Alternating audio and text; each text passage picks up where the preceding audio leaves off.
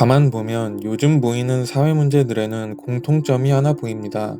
바로 잘못한 사람들이 오히려 더 당당하다는 점입니다. 우리는 모두 그것이 잘못이라는 것을 알고 있을 뿐만 아니라 단순히 잘못이라는 인식을 넘어 도의적으로도 강한 거부감을 느낍니다. 그럼에도 불구하고 이런 문제들은 왜 계속 반복될까요?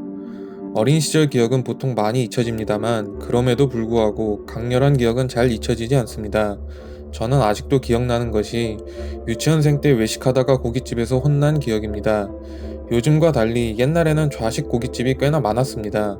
사람이란 게 서 있으면 앉고 싶고 앉으면 눕고 싶은 존재입니다. 저도 고기 잘 먹고 배불러서 들어눕자마자 숟가락으로 쳐맞았던 기억이 있습니다. 조금 있으면 학교 들어갈 건데 학교 가서도 아무 데서나 들어 누울 거냐, 창피한 줄 알아라 라는 소리를 들었습니다.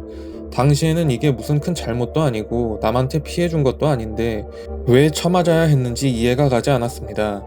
하지만 조금 더 크고 나서 생각해보니 이것 자체가 딱히 불법은 아니지만 공공장소에서 공공질서를 어긴 행위기에 사람 새끼가 되라는 의미라고 자연스럽게 알게 되었습니다. 지금 다시 돌이켜보자면 이것을 가정 단위에서 단속과 교육을 했다는 것입니다. 즉, 사회 공동체의 일원으로서 살아가려면 공공선으로서 공동체의 질서를 지키며 살아가야 한다는 것, 그리고 그러지 않을 때 스스로 창피한 줄 알아야 한다는 것입니다. 한국 사회는 오랫동안 공동체와 사회 안정성을 중요한 가치로 여겨왔습니다.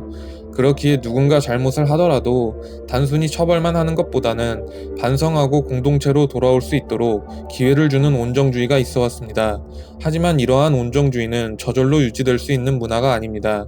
개인이 스스로 잘못을 부끄러워하고 반성할 줄 아는 수치의 문화가 기반이 되어야 하기 때문입니다. 다시 말해, 온정주의는 수치의 문화가 전제될 때 제대로 작동합니다. 과거에는 공동체를 의식했고, 가정에서도 아이를 적극적으로 훈육했습니다. 그렇기에 사람들은 스스로 창피할 줄 알았고, 온정주의 또한 제대로 작동할 수 있었습니다. 하지만 IMF 이후 한국은 무한 경쟁 사회가 되었고, 자연스럽게 결과를 중요하게 여기는 문화가 자리 잡기 시작했습니다. 그리고 시간이 지나면서 결과만 좋다면 과정의 잘못까지 정당화하려는 경향도 함께 나타나기 시작했습니다. 문제는 이러한 변화 속에서도 책임을 묻는 문화와 제도는 충분히 발전하지 못했다는 것입니다. 결국 일부 사람들은 이러한 구조를 악용하기 시작했습니다. 잘 되면 결과로 과정을 정당화하고 잘못이 드러나더라도 어차피 내가 크게 손해볼 일은 없다는 태도를 갖게 된 것입니다. 그런데 이런 상황에서도 잘못한 사람에게 책임을 철저하게 묻기보다는 온정주의와 보호만을 강조하는 법과 제도들은 이러한 행동들을 더욱 부추기게 되었습니다.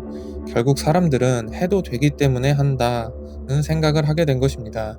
그 결과 과거처럼 스스로 부끄러워하기보다는 오히려 당당해지는 사람들이 점점 늘어나기 시작했습니다. 그리고 공동체는 스스로 바로잡는 힘, 즉 도덕적 자정 능력을 점점 잃어가기 시작합니다. 공동체는 잘못한 사람을 바로잡는 힘, 즉 자정 능력이 있어야 합니다.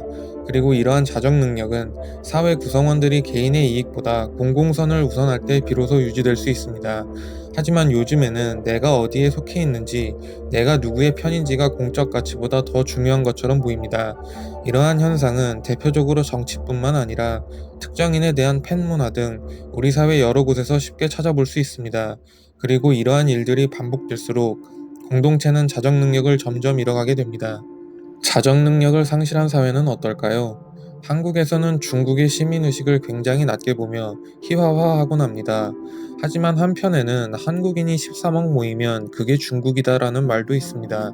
잘못을 하고도 스스로 부끄러운 줄 모르고 오히려 당당하게 성내며 결과를 내세워 잘못된 과정까지 정당화하려는 모습, 어디서 많이 본 모습 아닐까요? 자정 능력을 상실한 사회에서는 착한 사람이 오히려 손해보고 호구가 됩니다.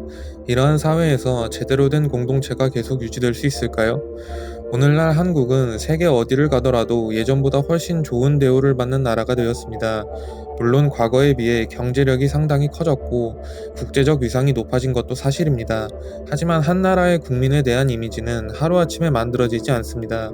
가난했던 시절에 해외로 나간 한국인들은 외국에서도 자신이 속한 공동체에서 배운 올바른 삶의 태도와 행동을 실천하며 살아갔고, 그러한 모습들이 오랜 시간 쌓이면서 오늘날 한국과 한국인에 대한 긍정적인 이미지를 만들어낸 것입니다. 결국 국가의 이미지는 정부가 만드는 것이 아니라 그 나라 사람들이 만들어갑니다. 개인 한 명이 국가의 이미지를 만든다고 생각한다면 국민 모두가 외교관인 셈입니다. 그렇기에 앞으로도 제대로 된 나라로 남고 싶다면 우리 사회 안에서부터 제대로 된 사람을 길러내야 하지 않을까요?